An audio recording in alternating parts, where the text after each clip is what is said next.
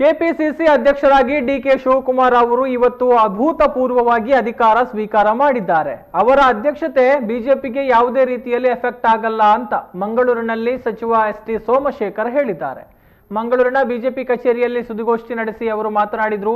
BJP ಪಕ್ಷದ ಸಂಘಟನೆಯೇ ಬೇರೆ, ಕಾಂಗ್ರೆಸ್ ಸಂಘಟನೆಯೇ ಬೇರೆ. ಬಿಜೆಪಿಯಂತೆ ಸಂಘಟನೆ ಮಾಡೋದಿಕ್ಕೆ ಕಾಂಗ್ರೆಸ್ಗೆ ಅಸಾಧ್ಯ. ಕಾಂಗ್ರೆಸ್ನಲ್ಲಿ ನಾನು 20 ವರ್ಷ ಇದ್ದೆ. ಕಾಂಗ್ರೆಸ್ನಲ್ಲಿ ಬಾಯಿ ಮಾತಿಗಷ್ಟೇ ಸಂಘಟನೆಯ ಮಾತು ಹೊರತು ವಾಸ್ತವದಲ್ಲಿ ಸಂಘಟನೆಗೆ ಒತ್ತು ಕೊಡೋದಿಲ್ಲ. ಬಿಜೆಪಿಯ ಸಂಘಟನೆಯಲ್ಲಿ ಕಾರ್ಯಕರ್ತರಿಗೆ ಒತ್ತು ಕೊಡಲಾಗುತ್ತೆ. ಕಾಂಗ್ರೆಸ್ ಸಂಘಟನೆಗೂ ಬಿಜೆಪಿ ಸಂಘಟನೆಗೂ ಬಹಳಷ್ಟು ವ್ಯತ್ಯಾಸಗಳಿದೆ ಅಂತ ಹೇಳಿದರು.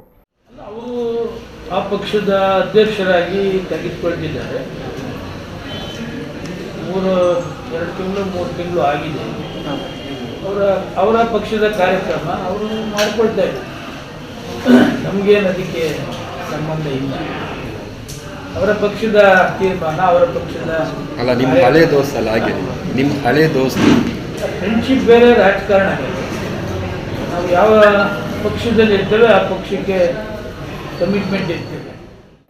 ಇನ್ನು ರಾಜ್ಯದಲ್ಲಿ ಕೊರೋನಾ ಮಹಾಮಾರಿಯ ಆರ್ಭಟ ಮುಂದುವರೆದಿರುವಂತಹ ಬಗ್ಗೆ ಮಾಧ್ಯಮದ ಪ್ರಶ್ನೆಗೆ ಉತ್ತರಿಸಿದ ಅವರು, ರಾಜ್ಯದಲ್ಲಿ ಯಾವುದೇ ಕಾರಣಕ್ಕೂ ಕೂಡ ಮತ್ತೆ ಲಾಕ್ಡೌನ್ ಮಾಡೋದಿಲ್ಲ. ಮಾಸ್ಕ್ ಮತ್ತು ಸ್ಯಾನಿಟೈಸರ್ಗಳನ್ನು ಬಳಕೆ ಮಾಡೋದು ಕಡ್ಡಾಯವಾಗಿದೆ. ಇಲ್ಲವಾದಲ್ಲಿ ದಂಡ ವಿಧಿಸೋದಕ್ಕೆ ತೀರ್ಮಾನವನ್ನ ಮಾಡಲಾಗುತ್ತೆ ಅಂತ ಹೇಳಿದ್ರು. ಸರ್, ಲಾಕ್ಡೌನ್ ಮಾಡೋದಿಲ್ಲ ಅಂತಕ್ಕಂಥ ತೀರ್ಮಾನ ಮಾಡಿದ್ದೆ. ಕೇಂದ್ರ ಸರ್ಕಾರ ಏನು ಜುಲೈ 5ನೇ ತಾರೀಕು ಮಾಡಿದ್ದಾರೆ ಅದನ್ನು ನಾವು ಕೂಡ ಇಂಪ್ಲಿಮೆಂಟ್ ಮಾಡಬೇಕು ಅಂತ. ಬಟ್ ಸಂಪೂರ್ಣ ಲಾಕ್ಡೌನ್ ಮಾಡೋದಿಲ್ಲ ಅಂತಕ್ಕಂಥ ತೀರ್ಮಾನ ಮಾಡಿದೆ ಸರ್ಕಾರ.